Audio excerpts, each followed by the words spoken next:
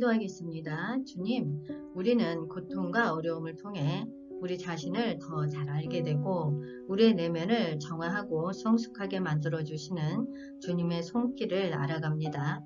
우리의 희열과 기쁨 또한 주님의 은혜와 사랑을 더 깊이 체험할 수 있는 보석입니다. 주님, 이 모든 경험들을 통해 우리의 믿음이 더욱 튼튼해지고 주님의 뜻을 따라가는 용기와 인내력을 얻길 간구합니다. 감사합니다. 예수님 이름으로 기도하였습니다. 아멘. 샬롬, 기쁜 소식, 아름다운 소식을 전해드리겠습니다.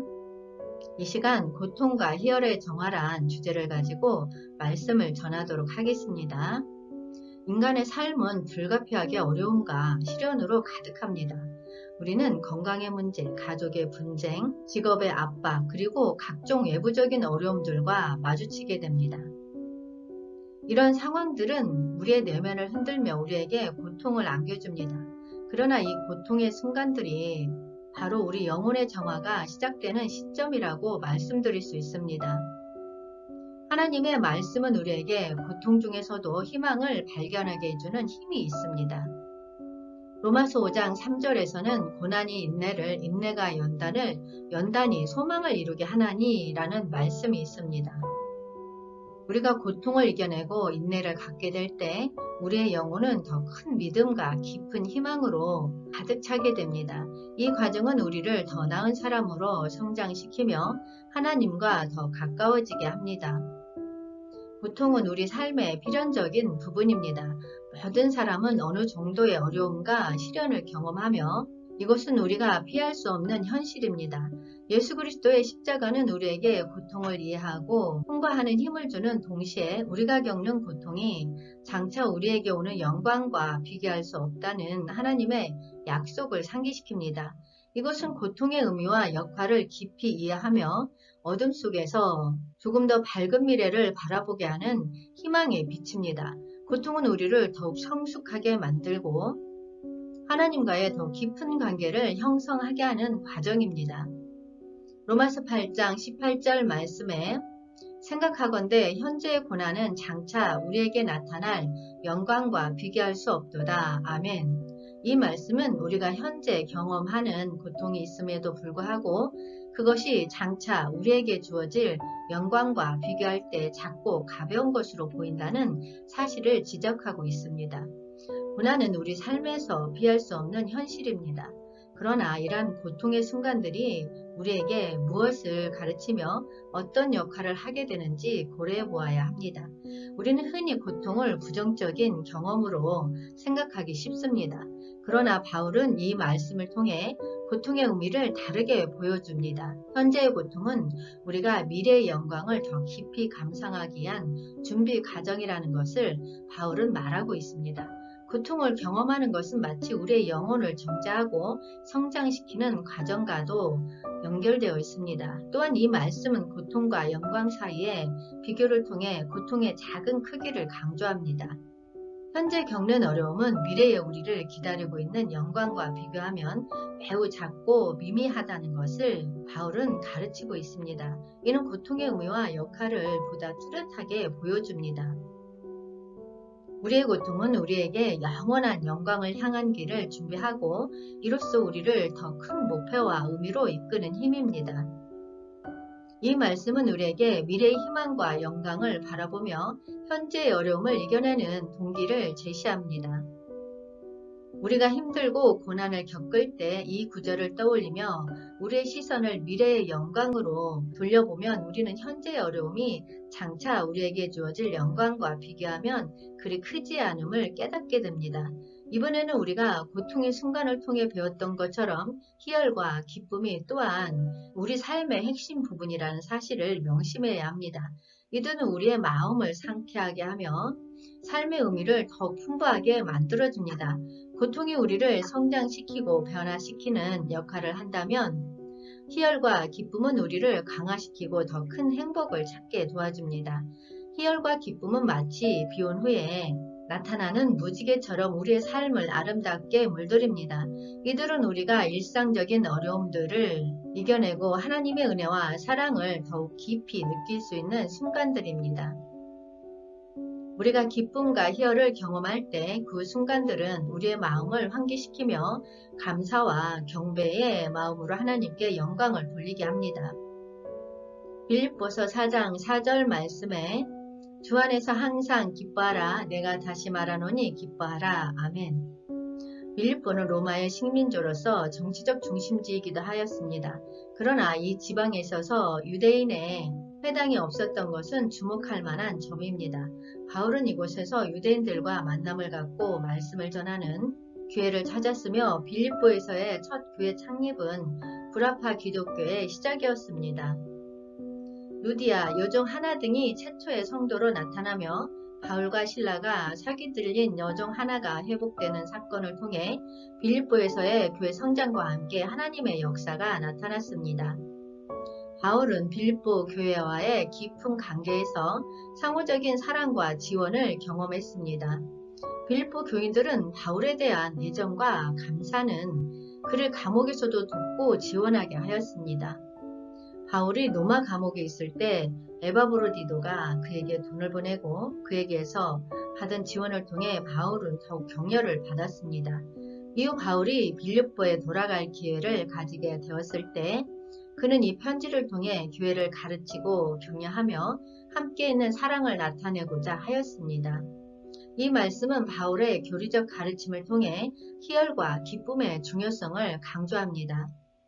바울은 항상이라는 강조적인 표현을 사용하여 믿는 자들에게 어떤 상황에서도 기쁨을 유지하도록 권유하고 있습니다. 이것은 단순한 감정의 변화가 아니라 그가 지도하는 믿는 자들이 하나님의 은혜와 계획을 항상 믿음으로 받아들이며 어떠한 상황에서도 하나님의 뜻을 경험하며 기쁨을 찾아야 한다는 뜻입니다. 바울은 수감 중인 상황에서도 기뻐함의 중요성을 강조합니다. 그의 수감은 믿는 자들에게 도전적인 상황일 수도 있었지만 바울은 그것을 하나님의 뜻에 따르는 기회로 인식하고자 합니다. 그리스도인으로서의 믿음은 어떤 어려움과 시련에도 불구하고 하나님의 뜻을 향한 즐거움과 기쁨을 유지하는 것을 의미합니다. 이는 바울의 믿음과 그의 종말론적인 생활 태도에 기반한 가르침입니다. 그는 믿는 자들이 자신들의 상황을 하나님의 계획과 은혜의 일부로 받아들이며 그것을 통해 성장하고 하나님의 영광을 드러낼 수 있다는 믿음을 전달합니다. 믿음의 시련과 고난은 불확실한 세상의 변화와 상관없이 주님 안에서의 기쁨으로 이어져야 함을 바울은 강조합니다. 이 말씀을 통해 바울은 믿는 자들에게 하나님의 풍성한 은혜 속에서 희열과 기쁨을 찾을 수 있음을 가르치며 어떤 상황에서도 믿음을 견고하게 지켜나가도록 독려하고자 합니다. 또한 고통과 희열은 우리의 내면을 정화시키는 강력한 도구로 작용합니다. 이들은 우리가 인생의 복잡한 현실을 더 깊게 이해하고 내면의 강인함과 성장을 이룰 수 있도록 도와줍니다. 우리는 어떻게 고통을 받아들이며 희열을 감사와 함께 느낄지에 따라 내면적인 변화와 성장을 경험하게 됩니다. 고통은 때로는 우리의 삶에 불행과 어려움을 가져옵니다. 그러나 이를 올바르게 받아들이는 것은 우리의 내면을 정화시키는 첫걸음입니다. 고통을 부정하거나 회피하라는 자세는 결국 더 큰 내면적 불안과 불행을 초래할 수 있습니다. 그러나 우리가 고통을 받아들이고 이를 극복하려는 노력을 하면 우리는 내면에서 강인함과 인내력을 발전시킬 수 있습니다. 이로써 고통은 우리에게 성장과 교훈의 기회를 제공하며 내면의 정화를 이루게 도와줍니다. 한편 희열은 우리의 삶에 기쁨과 만족을 가져옵니다. 그러나 희열을 단순한 쾌락으로만 받아들이는 것이 아니라 감사의 마음으로 받아들이면 이 또한 내면의 변화와 성장을 촉진시킵니다. 희열은 우리에게 긍정적인 태도와 사고방식을 형성하도록 도와주며 어떤 상황에서도 긍정적인 면을 찾아내고 감사를 느낄 수 있는 능력을 강화시킵니다. 이는 내면의 정화와 감정의 균형을 이루는 데 도움을 줄 수 있습니다. 고통과 희열을 바르게 다루는 것은 내면적인 변화와 성장의 핵심입니다. 우리가 고통을 받아들이며 이를 통해 강인함과 인내력을 키우고 희열을 감사함과 함께 느끼며 긍정적인 태도를 강화한다면 우리는 내면적으로 더욱 성숙하고 균형 잡힌 개인이 될 수 있습니다. 고통과 희열을 통해 우리는 자아를 발견하고 더 큰 의미와 목적을 찾아 나아가는 여정을 걸어갈 수 있습니다. 야고보서 1장 2에서 3절 말씀에 내 형제들아 너희가 여러 가지 시험을 당하거든 온전히 기쁘게 여기라. 이는 너희 믿음의 시련이 인내를 만들어내는 줄 너희가 알미라. 아멘. 저자는 수신인들을 내 형제들로 부르며 이는 그리스도 안에서 한 형제 자매로서의 의식을 강조하고 있습니다. 그리스도교회 초기에는 그리스도 안에서 함께 속한 모든 성도들이 형제 자매로 강한 연대와 결속을 느끼는 공동체를 형성하는 것이 중요하게 여겨졌습니다. 이는 바울의 편지에서 자주 나타나는 개념으로 이로 인해 그리스도인들은 서로를 가족으로 인정하고 형제 자매로서 함께 하나님의 나라를 건설하는 데 기여하였습니다. 이어서 바울은 성도들에게 여러 가지 시험과 어려움이 찾아올 때에도 원망하지 말고 오히려 큰 기쁨으로 여기라고 권면합니다. 이는 시련과 어려움이 찾아왔을 때에도 신앙을 지키며 그리스도 안에서의 기쁨과 희망을 잃지 않아야 한다는 메시지를 담고 있습니다. 바울은 이런 시련이 그 자체로는 단지 외부적인 시험에 불과하다는 것을 강조하면서도 이러한 시련을 신앙과 극복으로 이어가는 행위로 바꾸는 중요성을 강조합니다. 저자는 시련을 만나다에 해당하는 헬라어 페리피테인을 사용하여 애기치 않게 시련이 닥치게 됨을 나타내고 있습니다. 그러나 바울은 이러한 시련들이 불의로 당하는 것이며 오히려 이로 인해 믿음의 순수함이 더욱 깊어질 수 있다고 설명합니다. 이는 마치 은을 정제하듯이 불순물을 제거하여 순수한 신앙을 강화시키는 과정으로 이해될 수 있습니다. 바울은 시련을 통해 믿음이 단련되며 인내가 만들어진다고 설명하며 이는 마치 도가니의 불이 금과 은을 재련하여 순수하게 만드는 것과 유사합니다. 이로써 바울은 시련을 통해 믿음의 강인함과 순수함을 발전시키며 의심과 미혹으로부터 자유로워지는 과정으로 이해합니다. 이런 시련과 인내의 과정은 종말론적인 지명을 갖고 있으며 초대 그리스도교인들의 종말 사상을 반영하고 있습니다. 이는 어려움과 시련을 통해 믿음이 강화되고 극복되며 결국 더 큰 기쁨과 내면적 성장을 이루는 과정임을 강조하는 것입니다. 또한 이런 어려운 시련은 우리의 인내력을 강화하고 더 큰 기쁨을 느끼게 합니다. 어려운 시기를 이겨내고 극복하는 데 성공하면 우리는 더 큰 기쁨과 만족을 느끼게 됩니다. 이것은 마치 새로운 빛으로 물든 날개를 펴듬으로써 우리는 우리의 내면을 확장시키고 더 깊이 행복을 느낄 수 있는 기회를 제공하는 것과 같습니다. 고통과 희열은 우리의 내면을 정화시키는 중요한 과정입니다.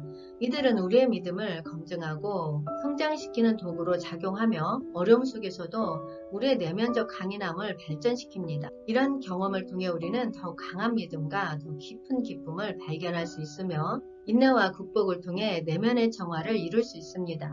때로는 고통과 희열은 종종 우리 삶에 상반된 감정으로 여겨집니다. 그러나 이 두 가지는 때로는 결합하여 더 깊은 의미와 영감을 제공할 수 있습니다. 고통과 희열이 서로 어우러지면 우리의 내면을 더 깊이 탐구하고 성장할 수 있는 기회가 생깁니다. 이로써 고통과 희열의 결합은 우리의 감정적인 범위를 넓히고 내면의 정화를 이루는 데 도움을 줄 수 있습니다. 고통은 우리의 내면을 더 깊이 탐구하게 하고 우리의 염원과 두려움, 감정을 들여다보는 기회를 제공합니다. 이와 함께 희열은 우리가 내면의 평온과 기쁨을 찾아내는데 도움을 줄 수 있습니다. 우리가 고통과 희열을 결합하면서 이러한 감정들을 더 잘 이해하고 조절할 수 있게 됩니다. 히브리서 12장 2절 말씀에 믿음의 주여 또 온전하게 하시는 이인 예수를 바라보자.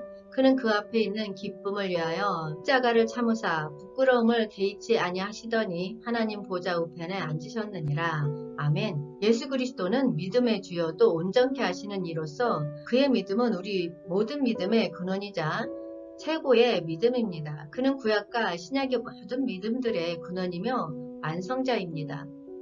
그리스도는 믿음의 주로서 그의 믿음은 모든 믿음의 주체가 되며 중심입니다.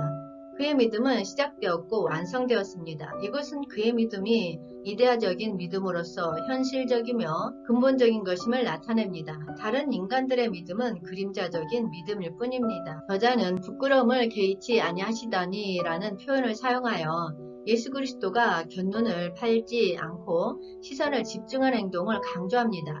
이는 신앙생활에서 배교하지 말고 집중하는 중요성을 나타냅니다. 예수 그리스도는 앞에 있는 즐거움을 바라보고 십자가를 참으심으로써 부끄러움도 개의치 않았습니다. 고통과 희열은 겉으로 보기에는 상반된 개념처럼 느껴질 수 있지만 실제로는 이 둘의 결합을 통해 더 깊은 의미와 가치를 가집니다. 예수 그리스도의 십자가는 이러한 고통과 희열의 결합의 완벽한 예시로서 이 결합은 우리의 삶에도 미치는 영향을 통해 보다 깊은 의미를 드러내고 있습니다. 이러한 결합은 우리의 삶에도 영향을 미칩니다. 우리는 어려운 시련과 고통을 마주할 때도 그 안에서 새로운 의미와 가치를 찾을 수 있습니다. 우리가 고통을 겪을 때에도 이는 우리의 성장과 변화를 위한 기회로서 작용할 수 있습니다. 그리고 이를 통해 우리는 더 큰 기쁨과 희열을 찾아갈 수 있습니다. 우리의 믿음을 바탕으로 고통을 이겨내고 희열을 추구하는 모습은 예수 그리스도의 모범을 따르는 것이며 이것이 우리의 삶에 깊은 의미를 부여하는 중요한 요소입니다. 따라서 고통과 희열의 결합은 우리가 어려움을 극복하고 성장하며 더 높은 목표를 향해 나아가는 데 도움을 주는 중요한 원칙입니다. 우리의 고통과 희열을 하나님께 드림으로써 우리는 그분의 계획과 뜻을 받아들이며 더 큰 변화와 믿음을 얻을 수 있는 기회를 갖게 됩니다. 우리의 기도와 헌신을 통해 우리의 내면이 정화되고 성장할 수 있습니다. 이 모든 과정은 우리가 하나님과 더 가까워지는 길임을 보여줍니다. 따라서 우리는 고통과 희열의 정화를 통해 하나님의 계획과 은혜를 더 깊이 이해하고 그분과 더 가까워지는 삶을 살아가길 소망합니다. 주님 오시옵소서.